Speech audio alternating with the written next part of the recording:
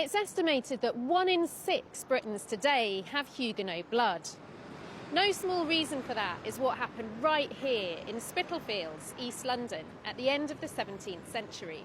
Huguenots, French Protestants formed during the wider Reformation in Europe, fled persecution by the Catholic state in France and settled here. Today, buildings and street names are testimony to this migrant influx and its contribution to British life. But why did the Huguenots choose here? And how did they establish themselves?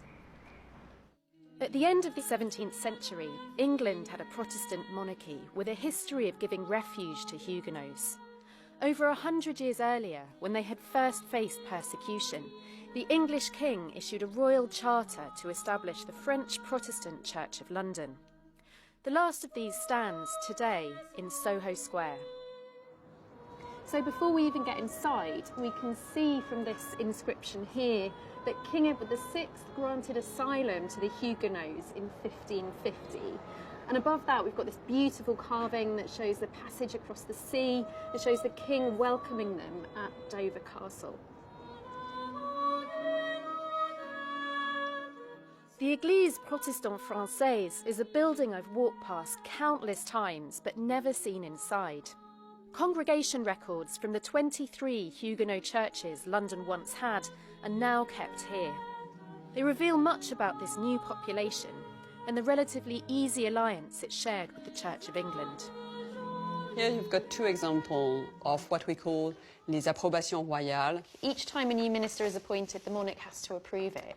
It's exactly that. My gosh. So Charles II. Charles, by the grace of God, King of England, Scotland, France and Ireland, defender of the faith. Wow. July 1671. So is this his signature, the signature of Charles II? It is his signature, absolutely. Wow. And so, much more recognisable for me. Your current sovereign, Queen Elizabeth II. So even now, like even relatively recently, the minister has to be signed off by the monarch? Even now. Trusty and well-beloved, we greet you well. This is lovely. Being graciously pleased to favour your request. We approve the choice you have made. So we've got Charles II through to Elizabeth II. Exactly, in our archives. So it's like 300 years of history. Yeah, through this letter. Forbidden from leaving France by Louis XIV, it's thought around 50,000 Huguenots still undertook the perilous journey to England. They arrived en masse, often devoid of possessions. And so religion is really the reason the Huguenots are coming here. So I guess it's not that surprising that once they're here, the church is so central to helping them. Yeah, absolutely.